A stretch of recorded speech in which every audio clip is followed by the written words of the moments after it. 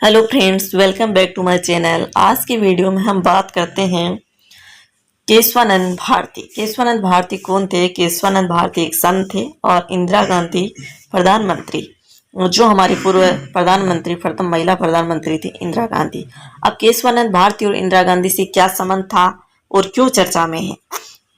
एक 50 साल के बाद में एक फैसला आया है जिसे घुटने पर आ गई थी सरकार इंदिरा गांधी की।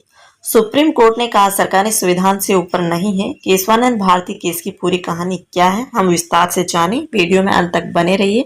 नहीं हो तो लाइक और सब्सक्राइब जरूर करिएगा। साल 1973 की बात है। सुप्रीम कोर्ट में केरल सरकार के खिलाफ एक संत केशवानंद भारती का केस पहुंचा है। केस ऐसा कि पहली बार सुप्रीम कोर्ट के 13 जज इसे सुनने के लिए बैठते हैं। लगातार 68 दिन तक बहस होती है। आखिरकार 24 अप्रैल 1973 को जब फैसला आता है तो इसे इंदिरा गांधी सरकार की हार के तौर पर देखा जाता है। केशवानंद भारती केस में कोर्ट की अब तक की सबसे बड़ी 13 जजों की बेंच ने कहा कि सरकारें संविधान से ऊपर नहीं है। आज इस फैसले के 50 साल पूरे होने पर केंद्र सरकार को घुटने पर आने वाले केशवानंद भारती केस की पूरी कहानी विस्तार से इस प्रकार से आपको बताते हैं। जब अपने मठ की केशवानंद भारती का क्या था लेना देना इस केस में? जब अपने मठ की संपत्ति बचाने के लिए सरकार को लड़ गया था एक संत। केशवानंद एक संत था। ये इंडियन नीर मठ के मुखिया जो केरल सरकार के फैसले के खिलाफ सुप्रीम कोर्ट में पहुंचे थे। 1973 में केरल सरकार ने भूमि सुधार के लिए 2 कानून बनाए थे। इन कानून के जरिए सरकार मठों की संपत्ति को जब्त करना चाहती है। मठ यानी साधु संतों की जो जगह होती है उसको मठ बोलते हैं। जैसे ही इंडनीर मठ के मुखिया केशवानंद भारती को इसकी जानकारी मिली तो वह सरकार के खिलाफ कोर्ट केस में पहुंच गए। केशवानंद भारती ने कहा कि संविधान का अनुच्छेद 26 हमें धर्म के प्रचार के लिए संस्था बनाने का अधिकार देता है। ऐसे में सरकार ने इस संस्थाओं की संपत्ति जब्त करने के लिए जो कानून बनाए वो संविधान के खिलाफ हैं।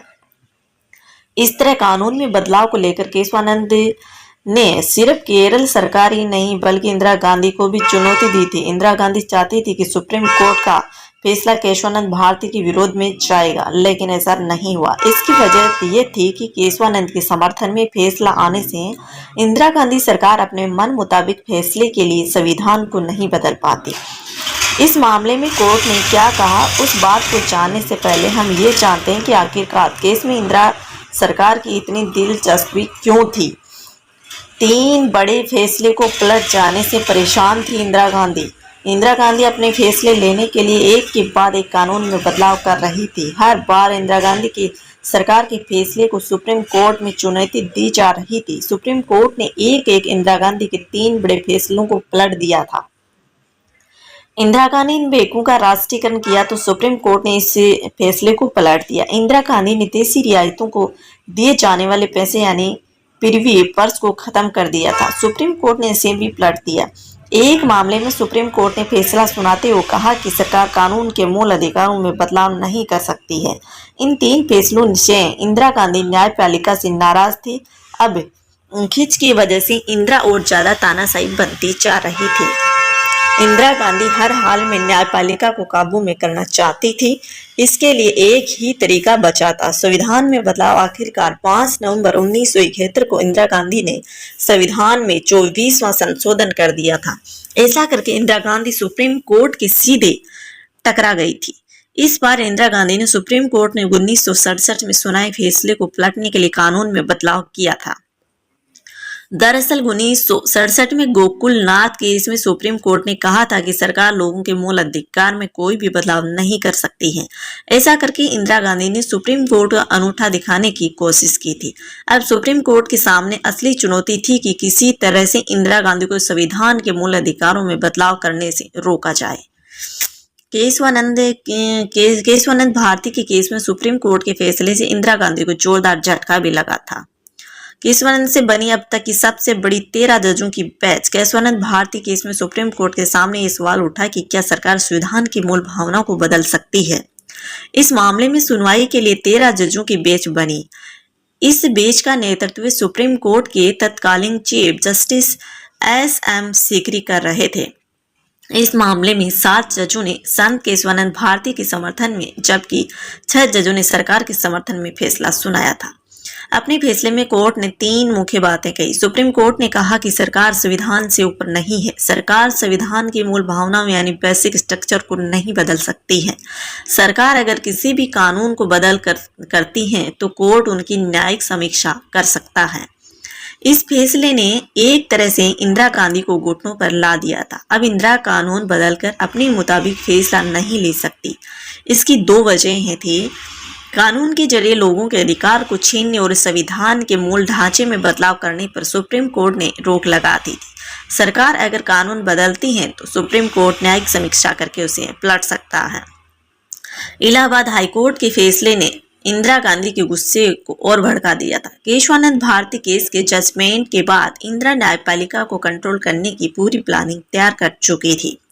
25 अप्रैल 1973 को जस्टिस एन रे को सुप्रीम कोर्ट का चीफ जस्टिस बनाना इसी प्लान का हिस्सा था। 3 सीनियर जजों को नजरअंदाज करके एन रे को इस पद पर बैठाया गया था। इसकी वजह यह थी कि उन तीनों सीनियर जजों केशवानंद भारती केस में इंदिरा गांधी के खिलाफ फैसला सुनाया था। एन रे ने चीफ जस्टिस बनते ही केशवानंद भारती के फैसले की समीक्षा के लिए एक बार फिर से 13 जजों की बेंच बना दी थी। इस बात की चर्चा जोर पकड़ने जा रही थी। आखिरकार इंदिरा का प्लान सफल हो गया। सुप्रीम कोर्ट के चीफ जस्टिस एन रे ने इस फैसले के खिलाफ हो गए। अपनी साथियों के दबाव की वजह से आखिरकार एन रे ने अपना फैसला वापस ले लिया। इस तरह एक बार फिर से संविधान की जीत हुई। सरकार बचाने का रास्ता नहीं दिखा तो इंदिरा इमरजेंसी लगाई।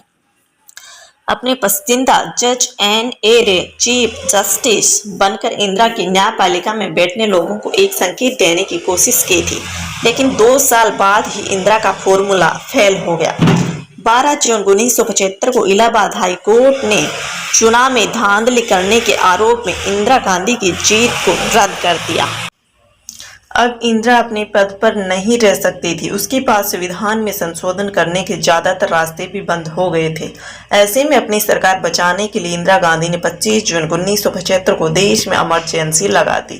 पूरी कहानी यह है। केशवानंद भारती और इंदिरा गांधी का संबंध इस स्टोरी से यही था। प्लीज वीडियो अच्छा लगे है तो लाइक एंड सब्सक्राइब जरूर करिए। थैंक्स।